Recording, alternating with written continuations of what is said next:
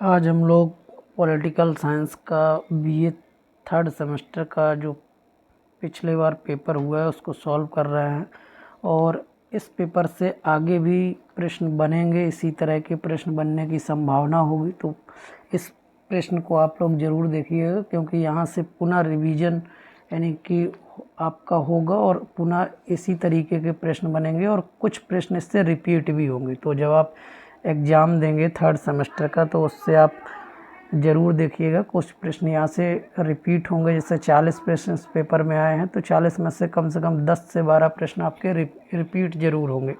और फिलहाल जो नए प्रश्न बनने की पॉसिबिलिटी होगी वो मैं आपको बता दूंगा कैसे बनेंगे। तो आप पेपर को यानी एग्ज़ाम के पहले भी देखिएगा और अभी भी आप देखिएगा ताकि आपका रिवीजन हो सके। तो चलिए स्टार्ट करते हैं। पहला प्रश्न यहाँ दिया गया है, भारत में लोकतंत्रात्मक प्रक्रिया का प्रारंभ कब हुआ? तो आप जानते हैं भारत में संविधान जब लागू हुआ पूर्ण रूप से तो उस समय जो है भारत लोकतंत्र यानी कि गणराज्य के रूप में क्या हो गया, यानी कि सम्मिलित हो गया। तो भारत में लोकतंत्रात्मक गणराज्य की जो प्रक्रिया है वो आप देखिए कब 26 जनवरी 1950 को हुई। अब ऐसा क्यों हुआ? क्योंकि भारत इस दिन जो है गणतंत्र हुआ। क्या हुआ? गणतंत्र, ठीक है। और भारत स्वतंत्र कब हुआ था? भारत स्वतंत्र हुआ था 15 अगस्त 1947 को, ठीक है। तो भारत स्वतंत्र हुआ 15 अगस्त 1947 को 1947। और भारत गणतंत्र कब हुआ? गणतंत्र हुआ है भारत जो है 26 जनवरी 1950 को। गणतंत्र को ही हम लोग क्या बोलते हैं? लोकतंत्र बोलते हैं, ठीक है। अब यहाँ पर जब संविधान लागू हुआ है तो इस समय आप संविधान की जब प्रस्तावना को पढ़ेंगे तो प्रस्तावना में दिया गया कि हम भारत के लोग भारत को एक संपूर्ण प्रभुत्व संपन्न समाजवादी पंथ निरपेक्ष लोकतंत्रात्मक गणराज्य बनाने के लिए तथा उसके समस्त नागरिकों को सामाजिक कौन सा ध्यान रखिएगा, सामाजिक, आर्थिक, ठीक, और राजनीतिक। तो सामाजिक, आर्थिक और राजनीतिक जो है 3 तरह की न्याय की बात किया गया। तो सामाजिक, आर्थिक और राजनीतिक न्याय तथा 5 तरह के इसमें स्वतंत्रता की बात किया गया। 5 तरह की स्वतंत्रता क्या है? 5 तरह की स्वतंत्रता में विचार की स्वतंत्रता है, विचार, अभिव्यक्ति, ठीक है, विश्वास, ठीक, और धर्म, और इसके साथ उपासना, ठीक है। तो उपासना 5 तरह की स्वतंत्रता।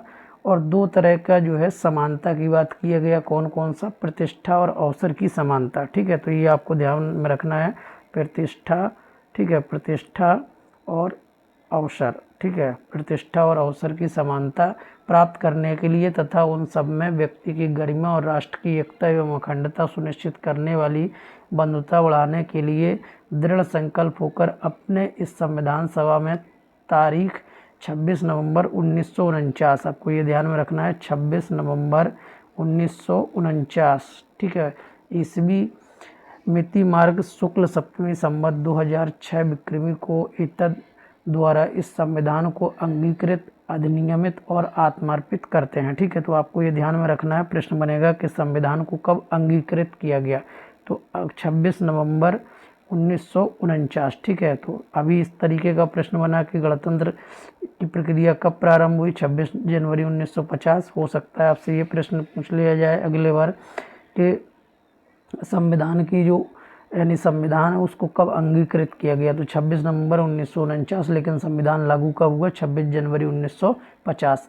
अब पीसीएस में और विभिन्न प्रकार के कंपटीशन में क्वेश्चन कैसे बनता है? तो प्रश्न बनेगा कि संविधान की प्रस्तावना में जो दिया गया है वो कितने तरह की न्याय की बात किया गया? तो 3 तरह का न्याय आपको ध्यान में रखना है, सामाजिक, आर्थिक, राजनीतिक। कितने प्रकार की स्वतंत्रता की बात किया गया? 5 प्रकार की स्वतंत्रता, विचार, अभिव्यक्ति, विश्वास, धर्म और उपासना। कितने प्रकार की समानता? प्रतिष्ठा और अवसर, यानी 2 प्रकार के समानता की बात किया गया। और अंगीकृत कब किया गया? 26 नवंबर 1949, ठीक। तो ये बनने वाले महत्वपूर्ण प्रश्न होंगे, इनको आप ध्यान में रखेंगे। अब आगे देखिए, जम्मू और कश्मीर राज्य को विशेष राज्य का दर्जा किस अनुच्छेद में दिया गया? तो 370 आप जानते हैं स्पेशल जो है यानी कि आर्टिकल है जो कि विशेष राज्य का दर्जा है जम्मू कश्मीर को दिया गया। अब इसके बारे में एक अलग तरीके का प्रावधान है, वो अभी बाद में किसी दिन समय मिलेगा तो उस पर चर्चा करेंगे, क्योंकि जम्मू कश्मीर को जो है राजा हरि सिंह के वजह से जो है बाद में इसमें मिलाया गया। यानी कि जम्मू कश्मीर जब देसी रियासतें थीं उस समय जो है जम्मू कश्मीर को जो है सम्मिलित किया गया था। बाद में जो है स्पेशल 370 बना करके इसको सम्मिलित कर लिया गया था। फिर बाद में कहा गया था कि इसको पूर्ण राज्य का दर्जा यानी दे दिया जाएगा, ठीक है। अब ये स्पेशल राज्य था, अब इसको क्या कर दिया गया है, यानी कि जो केंद्र शासित प्रदेश था वो जो है उसके आधार पर जो है केंद्र शासित प्रदेश घोषित किया गया है। अब आगे आप देखिए अगला प्रश्न जो है, संविधान सभा का अस्थायी अध्यक्ष कौन चुना गया। संविधान सभा का नॉन परमानेंट, ठीक है, ये क्या बोलते हैं नॉन परमानेंट जो है, जो इसका चेयरपर्सन था प्री टेम्पो जो इसको हम कह सकते हैं, कौन चुना गया। तो संविधान सभा का यानी जो अध्यक्ष था अस्थायी रूप से वह चुना गया था, किसको, सच्चिदानंद सिन्हा को, ठीक है। अब संविधान सभा से बनने वाले विभिन्न प्रकार के प्रश्नों को समझ लीजिए। संविधान सभा का जो गठन होता है वह जो है यानी कि कैबिनेट मिशन जब आता है 1946 में, भारत में जब कैबिनेट मिशन आता है 1946 में, तो वह कहता है कि हम भारत को आज़ाद कर देंगे, लेकिन भारतीय लोग ये बताएं कि हम कैसे शासन चलाएंगे, उसके लिए अपना संविधान का निर्माण करें। तो कैबिनेट मिशन योजना के द्वारा संविधान सभा का जो है गठन किया गया।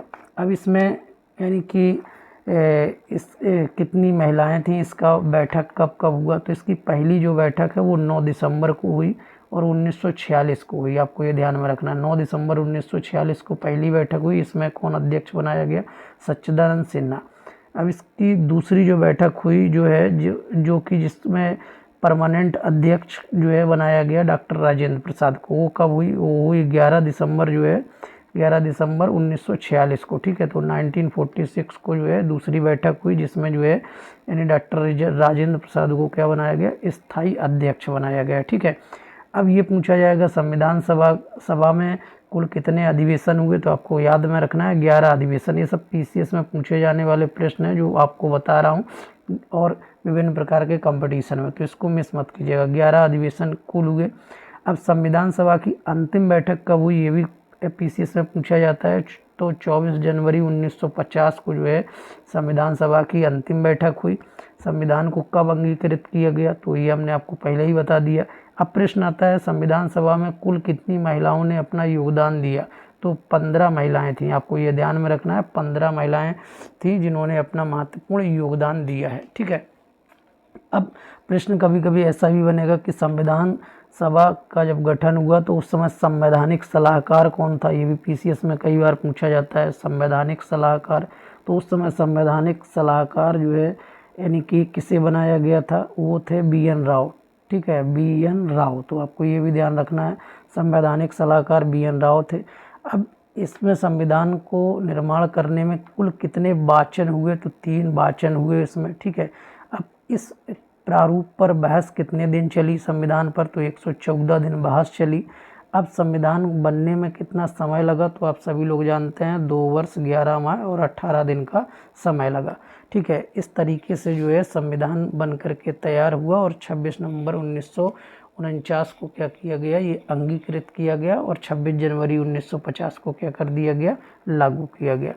अब आगे आप देखिए अगला प्रश्न बहुत ही महत्वपूर्ण, यानी प्रथम पंचवर्षीय योजना की शुरुआत कब हुई, तो 1951 को हुई। लेकिन इसकी शुरुआत जो है डेट शायद आप याद रखेंगे, तो 1 अप्रैल 1951 से लेकर के यह योजना कब तक चलती है, 31 मार्च 1956 तक चलती है, ठीक है।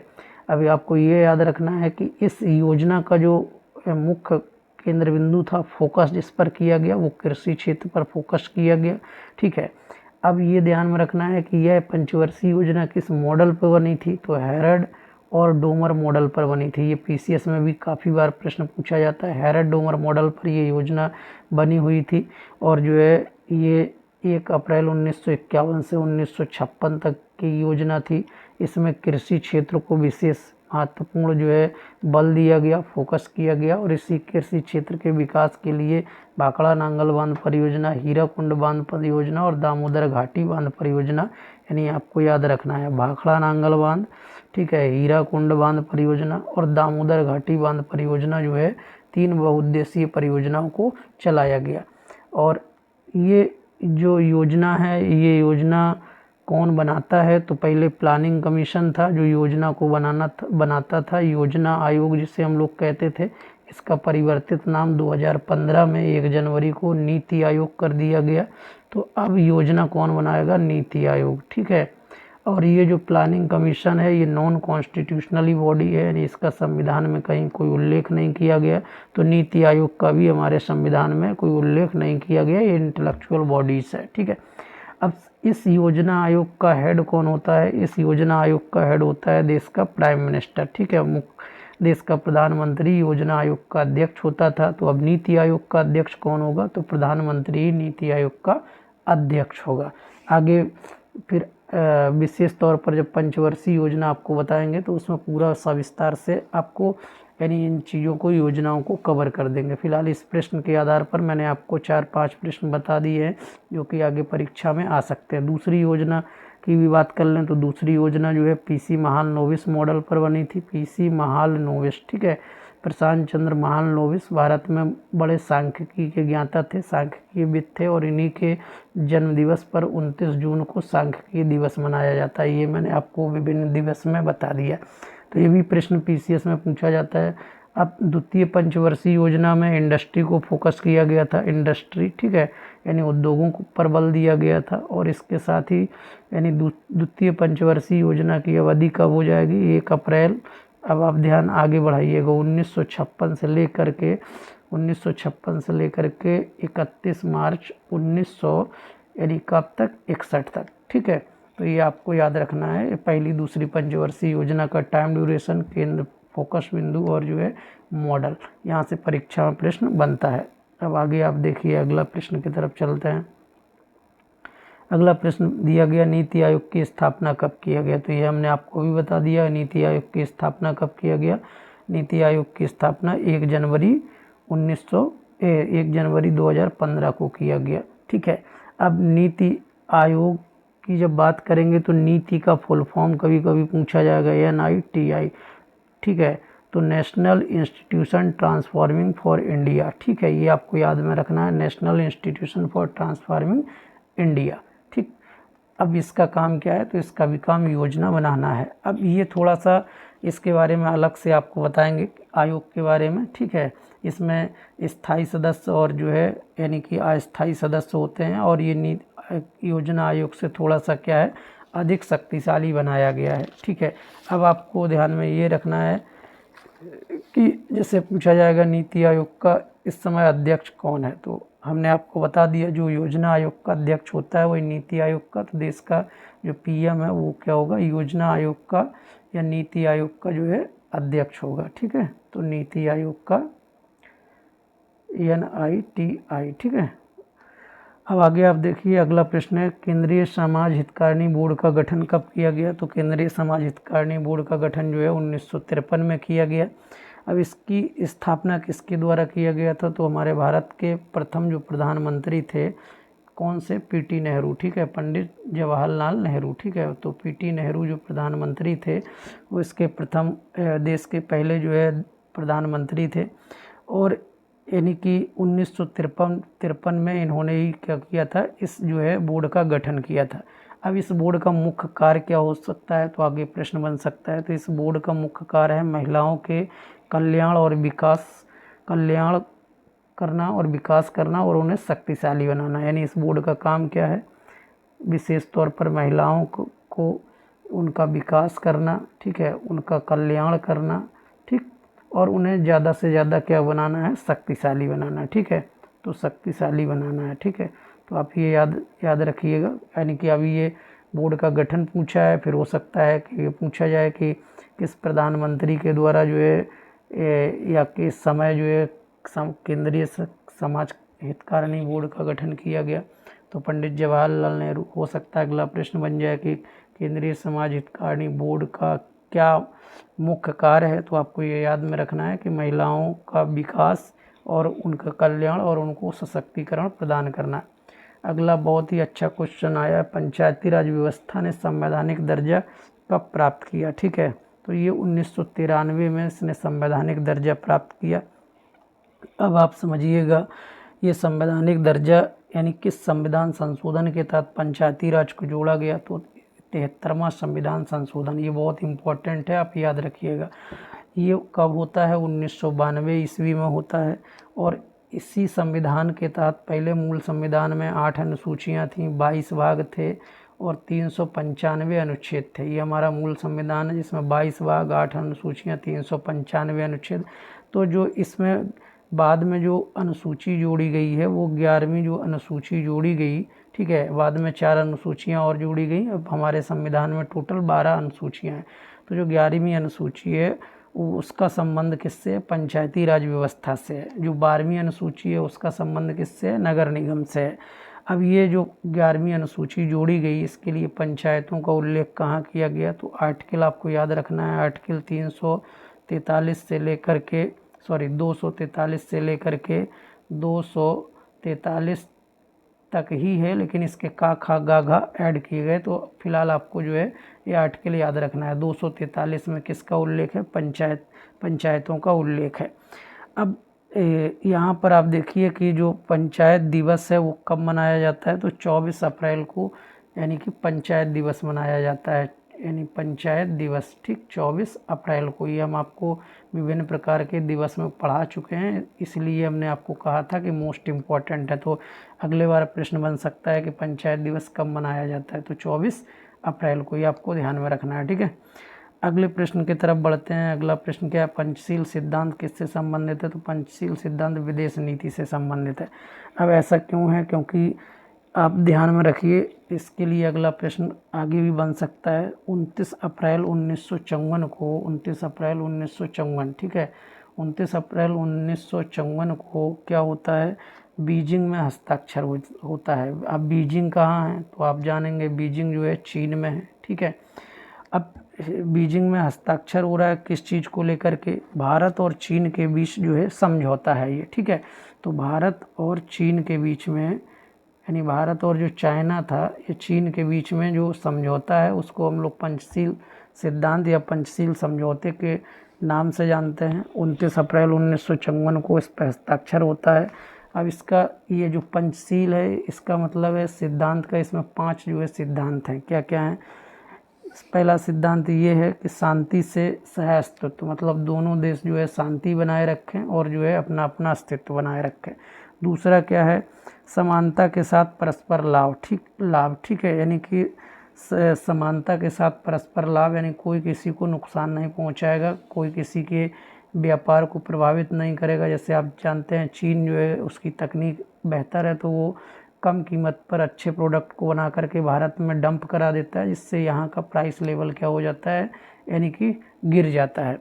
तो दूसरा है समानता के साथ परस्पर लाभ के लिए काम करेंगे। तीसरा है एक दूसरे की संप्रभुता, ठीक है, एक दूसरे की संप्रभुता, यानी दोनों की जो संप्रभुता है उसको ध्यान में रखेंगे।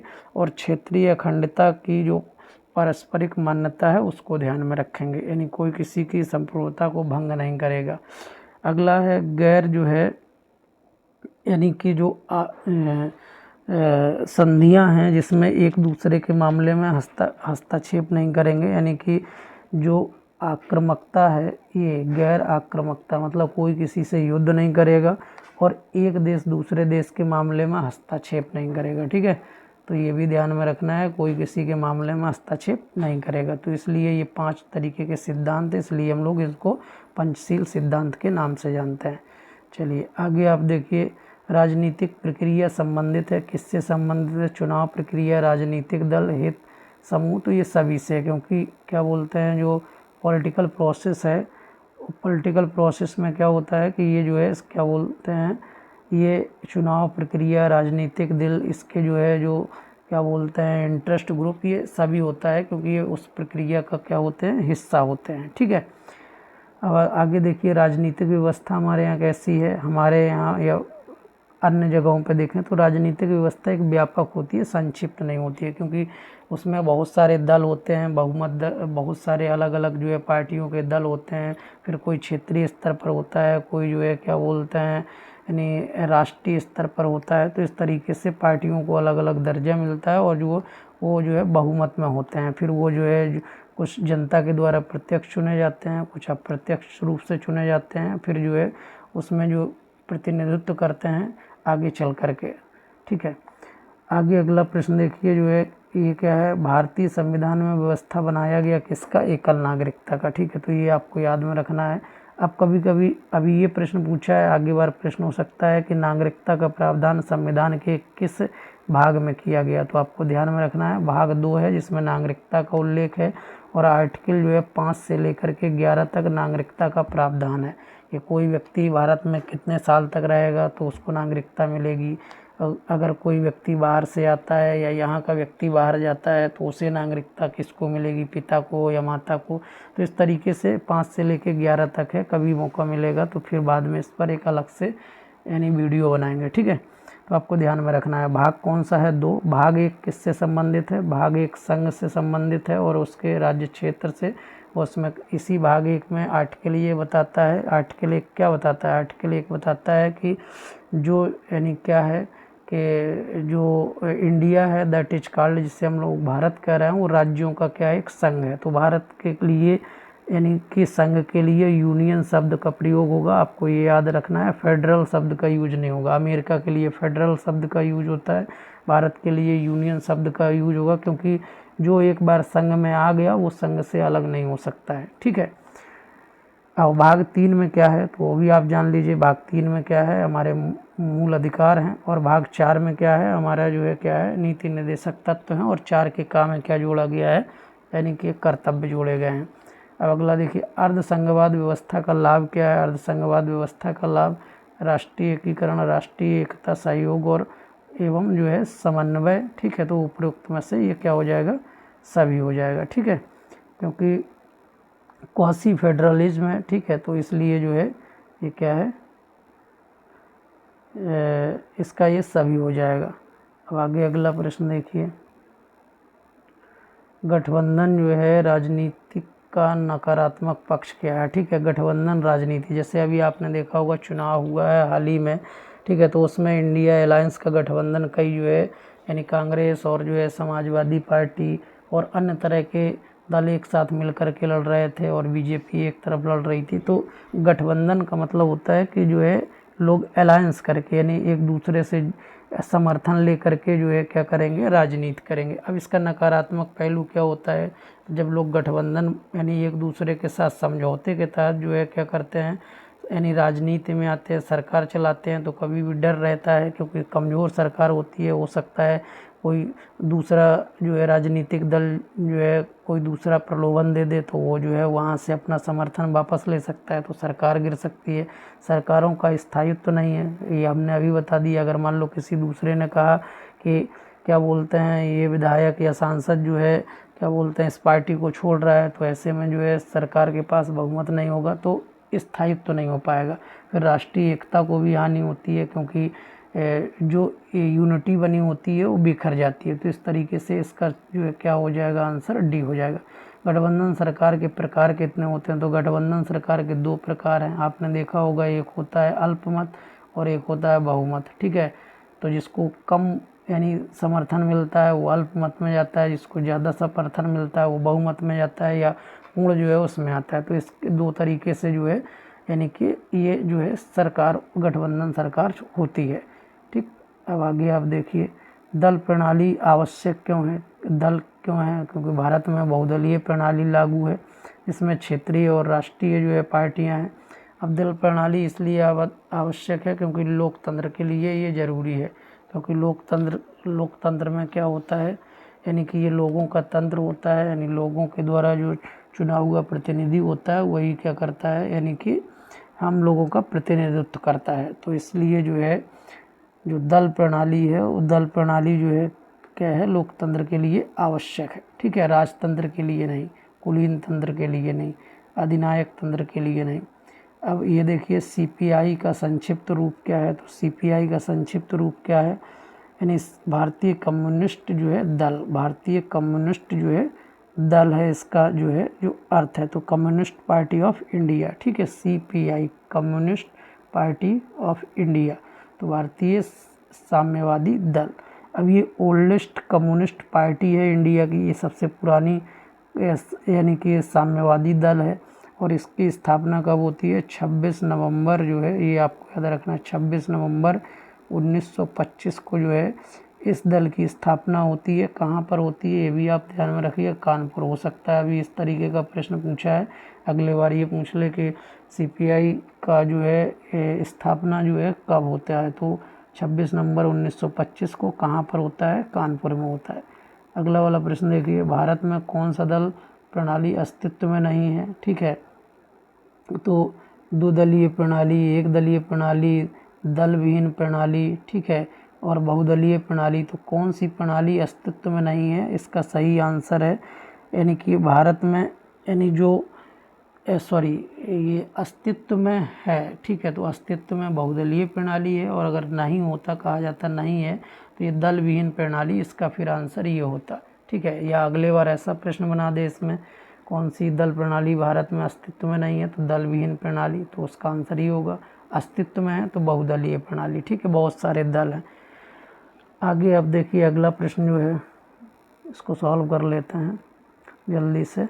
स्थानीय स्वशासन किस प्रकार के सरकार का आधार है। तो लोकतंत्रात्मक जो है जो व्यवस्था है उसका जो है स्थानीय सरकार क्या है, ये जो है आधार है। क्योंकि आप देखते हैं, क्योंकि जो गांव है, स्थानीय स्वशासन गांव से स्टार्ट होता है, गांव से फिर क्षेत्र स्तर पर, फिर क्षेत्र से जिला स्तर पर, और जिले से फिर राज्य स्तर पर, और राज्य से फिर राष्ट्र स्तर तक। ठीक है, तो इस तरीके से ये शासन व्यवस्था चलती है।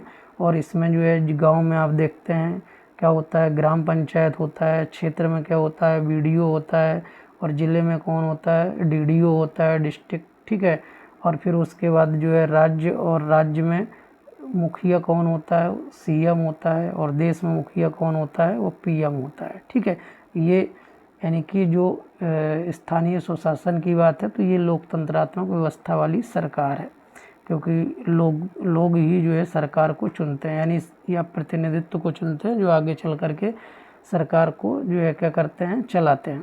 पंचायती राज व्यवस्था में महिलाओं को कितने प्रतिशत आरक्षण है, ये बहुत इंपॉर्टेंट प्रश्न है। 33% आरक्षण है। और आप देखते हैं गांव की अगर बात करेंगे, ठीक है, तो जो पंचायत यानी कि जो ग्राम पंचायत है, ग्राम पंचायत का उल्लेख जो है किस अनुच्छेद में है, तो अनुच्छेद 40 के अंतर्गत उल्लेख किया गया। अब आप जानते हैं जो नरेगा मजदूरी है, NREGA national rural employment guarantee act, ठीक है, तो जो राष्ट्रीय ग्रामीण रोजगार गारंटी अधिनियम, ठीक है, नरेगा का नाम आपने सुना होगा। ये 2 फरवरी जो है कब लागू हुआ, 2 फरवरी 2006 को लागू हुआ। ठीक है, और इसमें 100 दिन के रोजगार की गारंटी की बात किया गया था।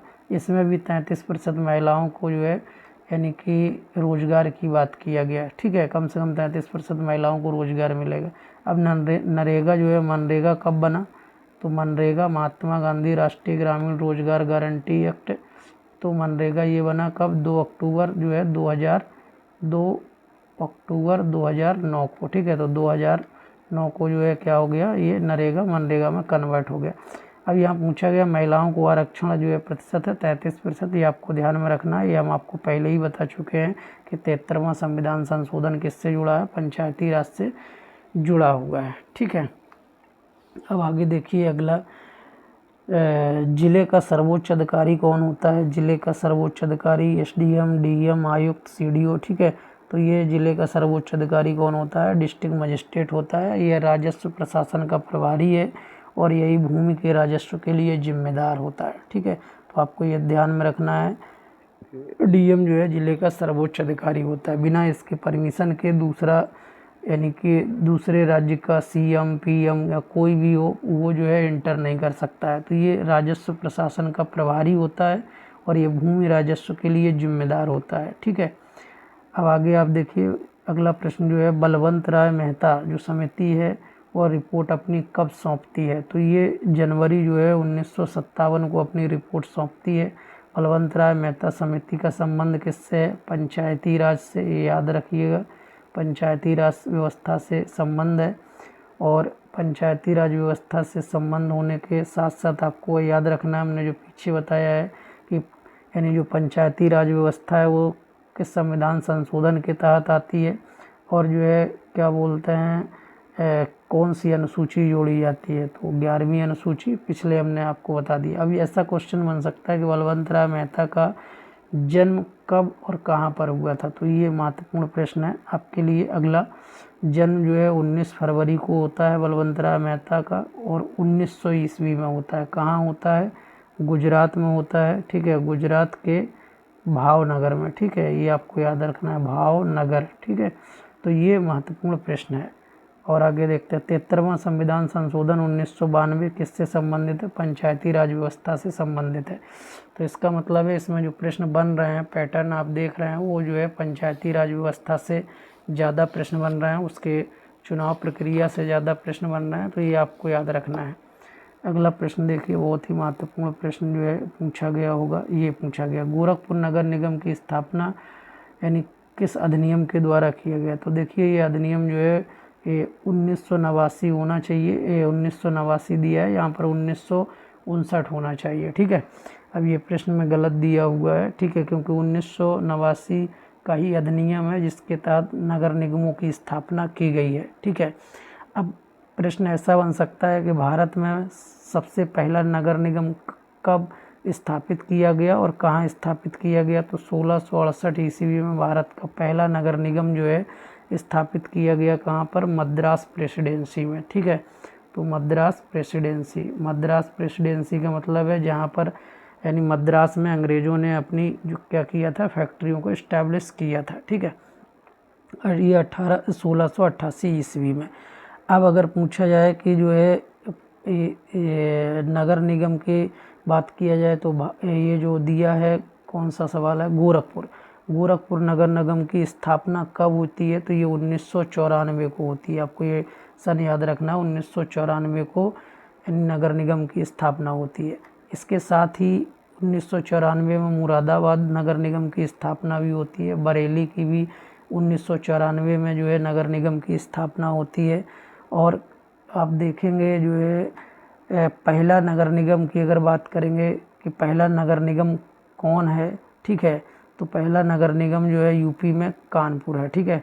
तो कानपुर, ठीक, कानपुर यूपी में पहला नगर निगम कौन है? कानपुर है, जो 1959 में क्या किया गया था? इस्टेब्लिश किया गया था। दूसरा नगर निगम कौन सा है?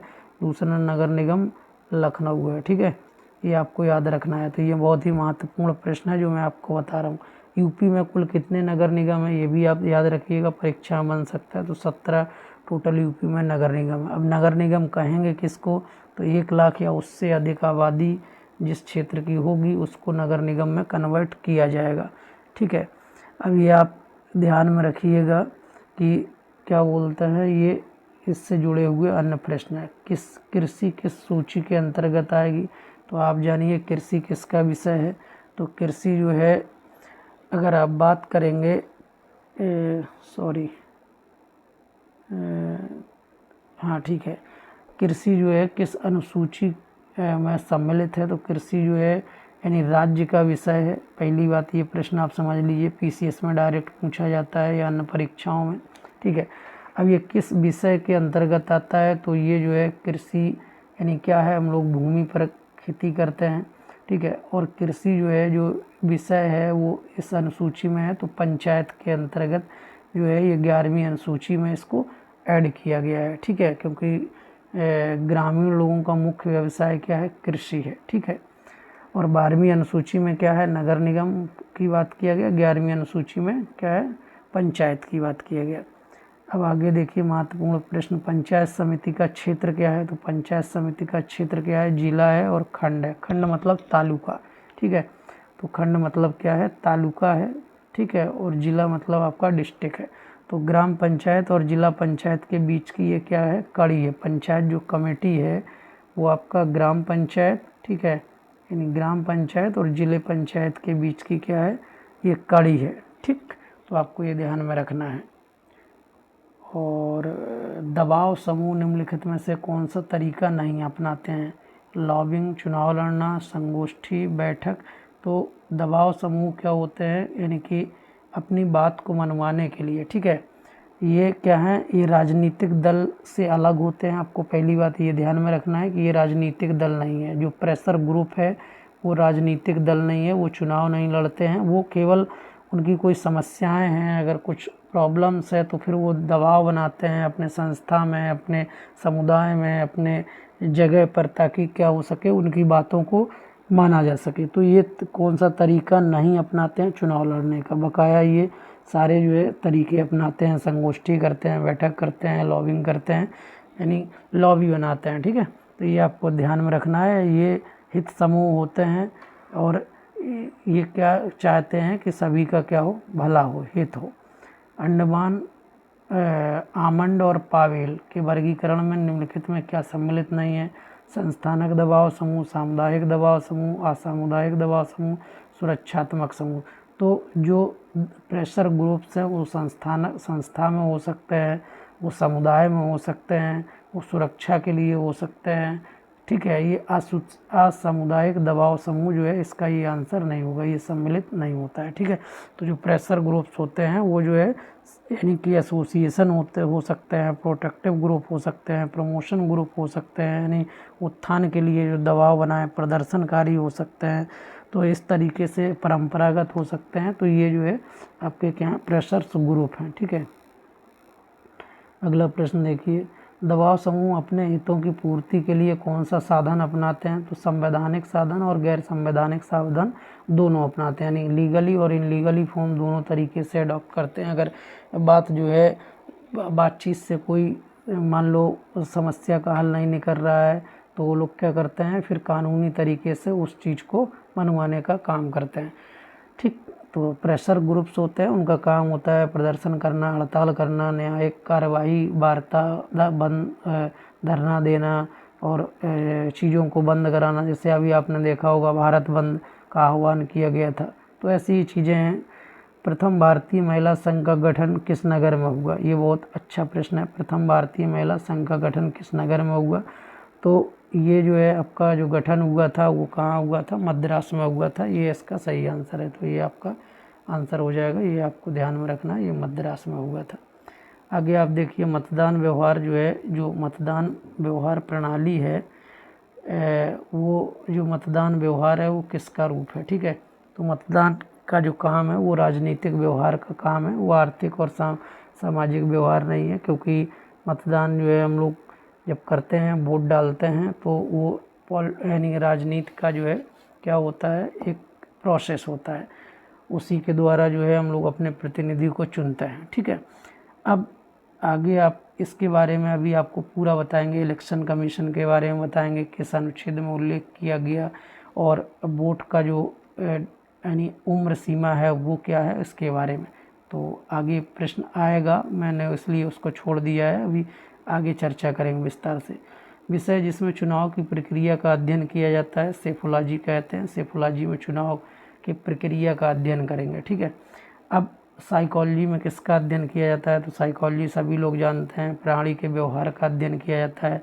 क्योंकि साइको प्लस लॉजी, साइको मतलब आत्मा और लॉजी मतलब अध्ययन, तो आत्मा का अध्ययन किया जाता था पहले जब विलियम वुंट ने इसकी शाखा इस्टेब्लिश की, फिर बाद में ये आत्मा का विज्ञान से हट करके व्यवहार का यानी अध्ययन हो गया है। जूलॉजी में हम लोग किसका अध्ययन करते हैं? तो जूलॉजी में जंतुओं का अध्ययन करते हैं, प्राणियों का अध्ययन करते हैं। सोशियोलॉजी में आप सभी लोग जानते हैं समाज का अध्ययन किया जाता है। और भी बहुत सारी शाखाएं हैं। बायोलॉजी में जीवों का अध्ययन किया जाता है। ठीक है, तो इस तरीके से यानी कि बहुत सारी हैं। मतदान व्यवहार किसी दिन अगले किसी लेक्चर में इस पर पूरा वीडियो बना देंगे, जो विभिन्न प्रकार की शाखाएं हैं आप लोग याद कर लीजिएगा, बहुत महत्वपूर्ण है। मतदान व्यवहार के निर्धारक तत्व कौन है? तो मतदान व्यवहार में वर्ग, धर्म, जाति, उपरोक्त ये सभी उसके निर्धारण के तत्व हैं। ठीक है, यानी इसके आधार पर किसी को भी व्यक्ति को मत डालने से वंचित नहीं किया जा सकता है। तो ये आप ध्यान में रखिएगा, ये महत्वपूर्ण जो है क्या है, ये है।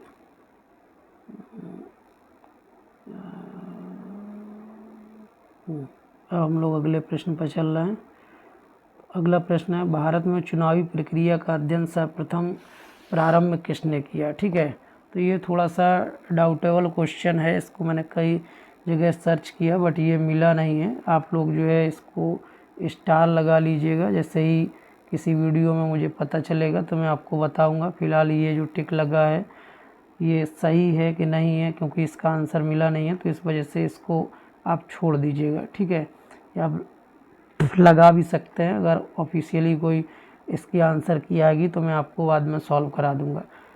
कास्ट शब्द की उत्पत्ति जो है किससे हुई है, तो कास्ट शब्द की उत्पत्ति जो है स्पेनिश और जो है पुर्तगीज जो वर्ड है इससे हुई है। यानी इसका अर्थ होता है जाति, वंश, नस्ल, जनजाति, ठीक है। कास्ट का क्या है, अर्थ क्या है, यानी किसी जाति विशेष को रिप्रेजेंट करता है, वंश विशेष को रिप्रेजेंट करता है, नस्ल विशेष को रिप्रेजेंट करता है, जनजाति विशेष को रिप्रेजेंट करता है, तो ये इसका अर्थ है। आगे आप देखिए, भारत को धर्मनिरपेक्ष राज्य घोषित किया गया कब, ठीक है।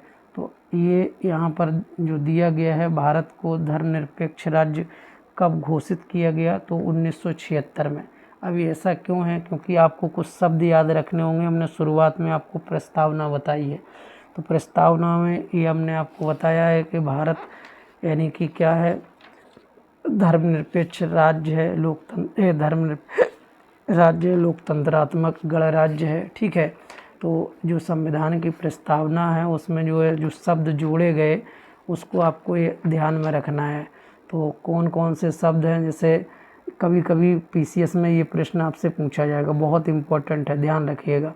यानी कौन कौन शब्द हैं, हम भारत के लोग भारत को क्या बनाना चाहते हैं, संपूर्ण प्रभुत्व संपन्न। अब ये क्रम से याद रखिएगा आपको, संपूर्ण प्रभुत्व संपन्न, समाजवादी, ठीक है, समाजवादी, पंथ निरपेक्ष, ठीक है, पंथ निरपेक्ष और लोकतंत्रात्मक, ठीक है।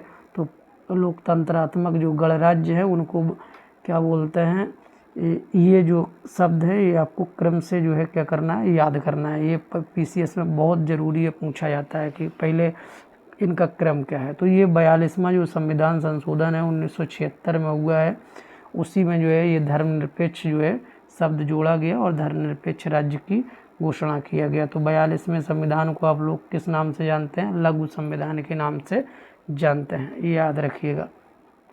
अगला महत्वपूर्ण प्रश्न पर हम लोग चलते हैं। अनुसूचित जो है इसमें दिया है, अनुसूचित जनजाति की कुल संख्या कितनी है, ठीक है। तो भारत में लगभग 700 प्लस जो है अनुसूचित क्या है, जनजातियां हैं, ये शेड्यूल्ड ट्राइब है, ठीक है। अनुसूचित जनजातियां हैं 700 से प्लस, यानी 744 हैं। ये 2011 की जो जनगणना हुई उसके आधार पर। अब अभी तो ये प्रश्न पूछा है, अगले बार प्रश्न ऐसा बन सकता है कि भारत में कुल कितनी एसटी यानी अनुसूचित जनजातियों का प्रतिशत है, तो जनसंख्या में, तो जनसंख्या में 8.6% क्या है, शेड्यूल ट्राइब हैं। एससी कितना है, तो शेड्यूल कास्ट की जो जनसंख्या है 16.6% है। यानी भारत की जनसंख्या में 16.6% अनुसूचित जातियों की संख्या है और 8.6% जो है किसकी संख्या है, यानी अनुसूचित जनजातियों की संख्या है। अब इसकी जब हम बात कर रहे हैं तो यानी जो जनगणना 2011 में हुई थी, जिसमें यानी कि अनुसूचित जनजाति की कुल संख्या अगर नंबर के रूप में देखेंगे हम लोग, तो नंबर के रूप में बता सकते हैं आपको, यानी कि ये 10 करोड़, ठीक है, 10,42,81,000 और 34 जो है क्या है, यानी पूरी जो है अनुसूचित जो जनजातियां हैं उनकी क्या है, संख्या है। अब सवाल ऐसा बन सकता है कि भारत में सबसे ज़्यादा अनुसूचित जातियां किस राज्य में है, तो मध्य प्रदेश में जो है अनुसूचित जाति का संख्या सबसे ज़्यादा है, ये आपको ध्यान में रखना है, ठीक है। फिर आगे देखिए, अन्य पिछड़े वर्ग को भारत में कितने प्रतिशत आरक्षण दिया गया, तो अन्य पिछड़ा वर्ग का मतलब ओबीसी, ठीक है। तो ओबीसी के लिए कौन सा आयोग गठन किया गया था, मंडल कमीशन, ये आप याद रखिएगा। और इसी ने सिफारिश किया था कि 27% रिजर्वेशन जो है मिलना चाहिए ओबीसी को। तो ये क्या बोलते हैं, इससे रिलेटेड प्रश्न था, तो आपको याद रखना है मंडल कमीशन, ठीक है। और अगला प्रश्न देखिए, भारतीय संविधान के किस अनुच्छेद से चुनाव संबंधित है, तो अनुच्छेद जो है 324 से लेके 329 तक क्या है, चुनाव का जो है इसमें प्रावधान किया गया कि ये जो है क्या होगा, यानी कि चुनाव का जो है 324 से 329 तक जो है प्रावधान है। अब क्या क्या है इसमें, तो 324 में ये बताया गया कि भारत का एक इलेक्शन कमीशन होगा। इलेक्शन कमीशन मतलब भारत में एक चुनाव आयोग का गठन किया जाएगा, ठीक है। और उसकी रिस्पॉन्सिबिलिटी होगी कि चुनाव को संपन्न कराना, वही चुनाव के समय जो है सारी चीज़ों को व्यवस्थित करेगा, ठीक है, डेट घोषित करेगा, विभिन्न प्रकार की बैठक करेगा, फिर कैसे संपन्न कराना है, ये उसका काम है। तो इलेक्शन कमीशन का उल्लेख आपसे पूछा जाएगा किस में है, तो 324 में, ठीक है। यानी आपका जो है जो चुनाव आयोग है उसका उल्लेख किस में है, 324 में। ये आर्टिकल याद रखना। तो 324 से लेकर 339 तक है, ये आपको याद रखना। अब इससे विभिन्न प्रकार के जो बनने वाले प्रश्न हैं वो समझिए। पहला चुनाव आयुक्त जो है कौन था, सुकुमार सेन, ठीक है। तो सुकुमार सेन जो है भारत के पहले चुनाव आयुक्त थे, ठीक है। पहला चुनाव आयुक्त सुकुमार सेन, ठीक है। और वर्तमान समय में चुनाव आयुक्त कौन है, राजीव कुमार, ठीक है, राजीव कुमार, ठीक है। ये राजीव कुमार चुनाव आयुक्त हैं। अब आपको ये ध्यान में रखना है कि भारतीय संविधान के किस भाग में चुनाव आयोग का उल्लेख किया गया, ठीक है। तो भारतीय संविधान का जो भाग 15 है, भाग 15 किससे रिलेटेड है, चुनाव से संबंधित है, ठीक है। चुनाव आयोग की स्थापना कब होती है, ये भी डेट आपको याद में रखना है। 25 जनवरी 1950 को जो है चुनाव आयोग की स्थापना होती है, इसीलिए 25 जनवरी को हम लोग क्या मनाते हैं, मतदान दिवस मनाते हैं। ये आपको ध्यान में रखना है, बहुत ही इम्पोर्टेंट है। पीसीएस में प्रश्न सीधा सीधा बनेगा, ठीक है, और बनता भी है, पूछा भी गया। अब पहली महिला मुख्य निर्वाचन आयोग किसे बनाया गया था, ऐसा भी प्रश्न बन सकता है। तो पहली महिला मुख्य निर्वाचन आयोग जो बनाया गया था वो BS रमा देवी को बनाया गया था, ये भी आप याद रखिएगा, ये पहली महिला है, ठीक है। और वर्तमान में मैंने आपको बता ही दिया, राजीव कुमार चुनाव आयुक्त हैं, ठीक है। और अब अगला प्रश्न देखते हैं। इसमें जो है वयस्क मताधिकार व्यवस्था संविधान के किस अनुच्छेद में है, तो वयस्क मताधिकार जो व्यवस्था है वो संविधान के अनुच्छेद 26 में है। 24 में क्या है, चुनाव आयोग का उल्लेख किया गया है कि एक चुनाव आयोग होगा, इलेक्शन कमीशन होगा जो चुनाव कराएगा, ठीक है। अब 26 में क्या बताया गया कि वयस्क मताधिकार व्यवस्था का यानी उल्लेख इसमें है, और इसमें क्या बताया गया कि 18 जो है, इसमें संविधान संशोधन भी याद रखिए, महत्वपूर्ण है। 61वां संविधान संशोधन संविधान में होता है जो 1989 ईस्वी में होता है, 61वां संविधान, ध्यान रखिएगा, बहुत ही इम्पोर्टेंट है। 61वां संविधान संशोधन के अंतर्गत जो वोट डालने की उम्र सीमा है वो 18 वर्ष निर्धारित किया गया। मताधिकार का प्रावधान जो है यानी किस उम्र से जो है स्टार्ट हो जाता है, 18 वर्ष से, ठीक है। अब इसमें जाति ये जो आर्टिकल दिया गया है अनुच्छेद 325, इसमें क्या बताया गया, इसमें 325 में बताया गया कि जाति, धर्म, लिंग, वर्ग के आधार पर कोई भी व्यक्ति मतदान सूची से क्या होगा, वंचित नहीं होगा, उसे अयोग्य नहीं ठहराया जाएगा, जो कि पहले आपसे प्रश्न पूछा गया था। अब आपको याद रखना है कौन सा आर्टिकल, आर्टिकल 325। 324 में क्या है, यानी कि चुनाव आयोग है। 325 में क्या है, जाति, धर्म, वर्ग, यानी इन सब के आधार पर किसी व्यक्ति को यानी मतदान सूची से अलग नहीं किया जाएगा। 326 में क्या है, 326 में यानी कि उसका जो मत डालने का जो अधिकार है व्यक्ति का वो है, और वो यानी व्यक्ति की उम्र सीमा कितनी है, 18 है। किस संविधान संशोधन के अंतर्गत 18 वर्ष किया गया, 61वां संविधान संशोधन। अब आगे देखिए 327 में क्या है, क्योंकि 324 से लेके 329 तक चलता है, ठीक है। और ये 327 में क्या प्रावधान किया गया, तो 327 में प्रावधान किया गया कि किसी राज्य के विधानमंडल के लिए निर्वाचकों के लिए प्रावधान करने के लिए उस विधानमंडल की शक्ति, ठीक है। तो ये विधानमंडल की शक्ति है, आपको याद रखना है, ठीक है। विधानमंडल की शक्ति किसके लिए, यानी कि निर्वाचन का प्रावधान करने के लिए, ठीक है। तो निर्वाचन का प्रावधान करने के लिए। अब 300 यानी कि 28 में किसका प्रावधान किया गया, तो 328 में प्रावधान किया गया कि विधानसभा के चुनाव का प्रावधान करने हेतु संसद की शक्ति, ठीक है। तो 328 में क्या है, विधानसभा, ठीक है, विधानसभा, ठीक है, विधानसभा का चुनाव का प्रावधान करने के लिए किसकी शक्ति है, संसद की शक्ति है, ठीक है, संसद की शक्ति है। और इसमें क्या था, ये जो 27 था तो उसमें विधानमंडल को जो है शक्ति प्रदान किया गया था। और 329 में क्या है, ये भी आप जान लीजिए, 29 नहीं दिया है तो 29 ऊपर दिया था। तो उसमें ये है कि निर्वाचन संबंधी मामले में न्यायालय के हस्तक्षेप का क्या होगा, यानी कि ये न्यायालय हस्तक्षेप करेगा, ठीक है। तो अगर कोई प्रॉब्लम क्रिएट होती है तो उसमें जो है यानी कि निर्वाचन के संबंध में न्यायालय के हस्तक्षेप का बात किया गया, ठीक। तो ये इतना महत्वपूर्ण जो है। एक और प्रश्न है आगे 40 अंतिम प्रश्न है, अलगाव की राजनीति का उदाहरण क्या है। तो अलगाव की राजनीति का पंजाब का मुद्दा, कश्मीर का मुद्दा, पूर्वोत्तर, ये सभी मुद्दे जो है अलगाव की राजनीति का मुद्दा है। यानी अलगाव का मतलब है कुछ ऐसे मुद्दे जिससे जो है राजनीतिक गतिविधियों में उथल पुथल होती है और समस्याएं उत्पन्न होती हैं। तो जैसे आपने देखा होगा पंजाब में सिख लोग अलग जो है मिला करके खालिस्तान बनाने की बात कर रहे थे। कश्मीर का मुद्दा आप जानते ही हैं, पूर्वोत्तर जो भारत है उसमें बहुत सारी दिक्कतें हैं, क्योंकि चाइना कभी कभी कुछ राज्यों को बताता है कि नहीं ये हमारा है, ठीक है। इस तरीके से जो है ये समस्याएं हैं। यानी पूर्वोत्तर का मुद्दा, कश्मीर का मुद्दा, पंजाब का, ये सभी। तो ये इतने विभिन्न महत्वपूर्ण प्रश्न थे जिस पर मैंने आपको पेपर सॉल्व कराया है और इससे बनने वाले विभिन्न प्रकार के प्रश्नों पर चर्चा की है।